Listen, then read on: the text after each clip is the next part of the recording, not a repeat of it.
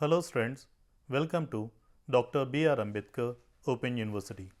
Today we will be studying Unit 6 Social Structure, Social System, Social Organization and Culture as part of Sociology Semester 1 UG.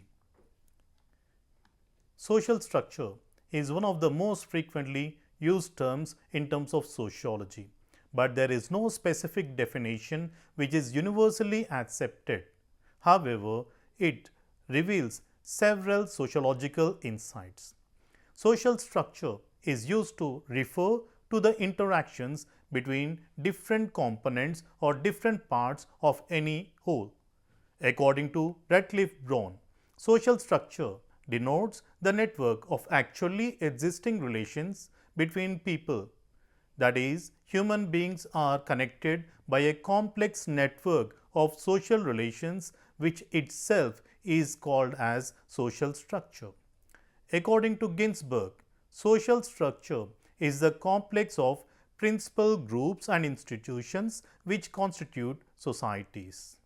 Now let us discuss about the functional prerequisites of society.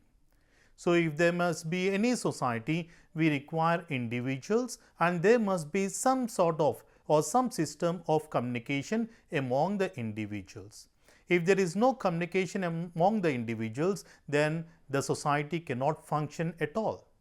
The second prerequisite is that we need to have economical system which deals with the production as well as distribution of goods, because each and every society, all the individuals who are there in the society cannot satisfy all the requirements all alone.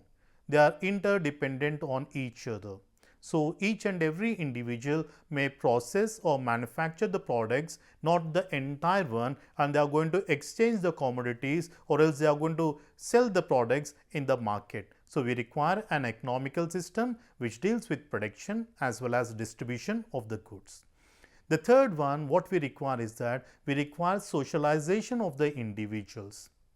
Socialization is going to teach the newborns about the set of rules and regulations, about the culture, about the tradition which is accepted in that particular society.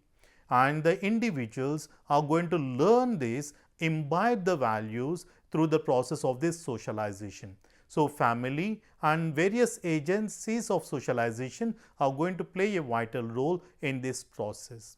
Along with family, we also have the educational institutions which are going to impart the knowledge, impart the information which is going to help the child in the future economical aspects. The last one, we require a system of ritual which is going to serve to maintain or increase the solidarity among the individuals. So, if there is no solidarity among the individuals, that means there will be chaos in the society. So, people will not think the same way, that means there will be conflicts among the individuals. So, socialization is going to help in increasing the solidarity.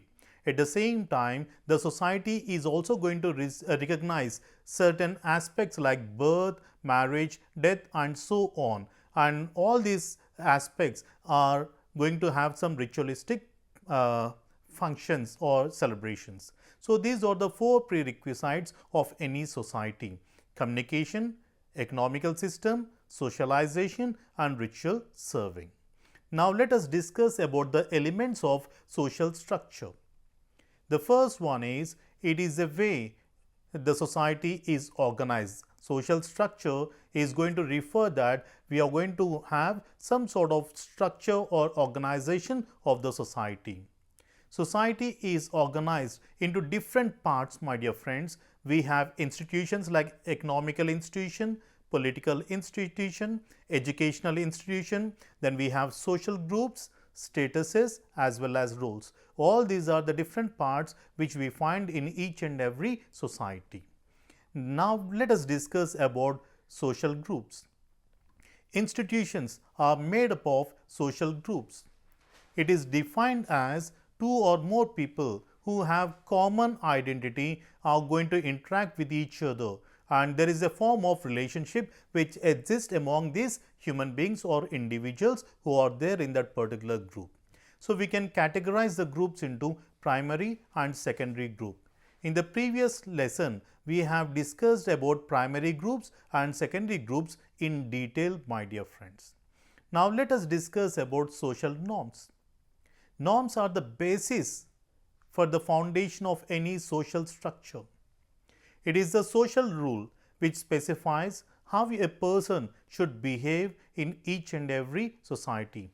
Each and every culture has its own ideas about how people have to behave in each and every particular situation.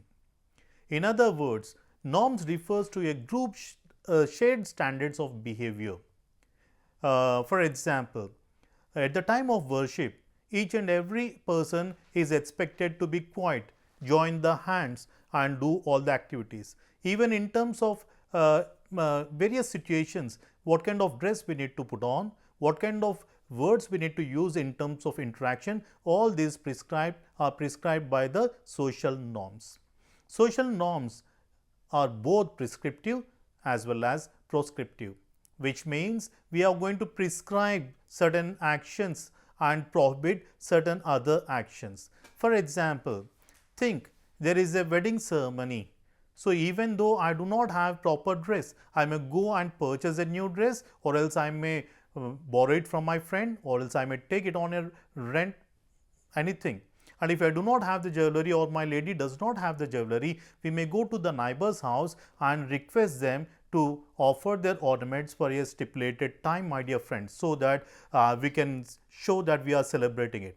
Even though I have some crores and crores of rupees also, if I am going to a cremation ground, to a death ceremony, at the time I am not going to decorate myself with the new dress, ornaments and so on. So, these norms are going to prescribe what kind of actions are accepted and what kind of actions are not accepted in the society. These norms have goals as well as certain means, my dear friends. Now, let us discuss about the types of norms. The first one is folkways. This is literally mean that it is a way of folk. The individuals are going to fulfill their needs and they are going to have some folkways by which they are going to interact with one another in their day-to-day life, my dear friends. Sumner has classified the word folkways, my dear friends. If any person, for example, when the elders come, my duty is to respect them. But if I am not going to respect them, there is no punishment for violating them. So, folkways are prescribed, but if you are not going to follow it, there is no punishment for that.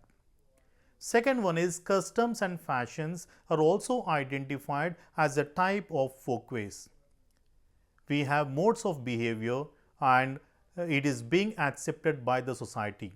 Some rituals like folding hands, removing slippers before entering into the temple or to the kitchen are seen as the customs. Then we have mores. The norms which are stronger than folkways are called as mores. If any person is not going to follow the mores, then there are certain sanctions. We have positive sanctions and we have negative sanctions. If a person is going to follow it, we give some rewards, some benefits for them, and if any person is going to violate the mores, then we are going to have negative sanctions, nothing but giving punishment to the people. So, we have laws and conventions in terms of mores. Then we have values which are also called as socially shared ideas which are desired, which are good and which are important in the society. And these values are going to contribute to the stability of social order. And values are the criteria people use in assessing their daily lives, arranging their priorities and choosing between alternative courses of action. It is also considered to be the general standards that may be regarded as higher order than the norms. It is also considered to be a belief that something is good and worthwhile in the society.